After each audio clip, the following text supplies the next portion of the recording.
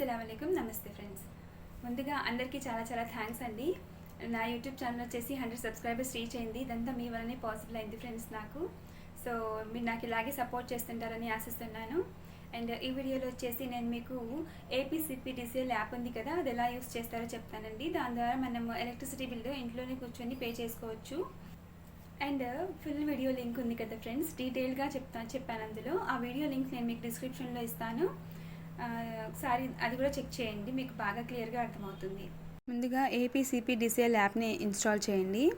Install చేశాక open చేసి mobile number enter చేయండి. మనకి ఓటీపీ వస్తుంది, ఓటీపీ ఎంటర్ చేయండి. ఎంటర్ చేశాక రిజిస్ట్రేషన్ అని చెప్పేసి ఉంటుంది, దాని మీద క్లిక్ చేసి మన సర్వీస్ నెంబర్ని ఎంటర్ చేయండి. సర్వీస్ నెంబర్ని ఎంటర్ చేశాక నిక్ నేమ్ ఏదో ఒకటి ఇవ్వండి, అది ఆప్షనల్, ఇవ్వకపోయినా పర్లేదు. రిజిస్టర్ సర్వీస్ మీద క్లిక్ చేయండి. నేనైతే నా పేరు ఇస్తున్నాను. ఇదిగోండి ఇలా చూపిస్తుంది రిజిస్టర్ అయ్యాక. బిల్ పే చేయడానికి సర్వీస్ నెంబర్ మీద క్లిక్ చేయండి. ఇక్కడ పేమెంట్ ఆప్షన్ కనిపిస్తుంది కదా, దాని మీద క్లిక్ చేసి అక్కడ మనకి అమౌంట్ చూపిస్తుంది, పే ఆప్షన్ మీద క్లిక్ చేయండి.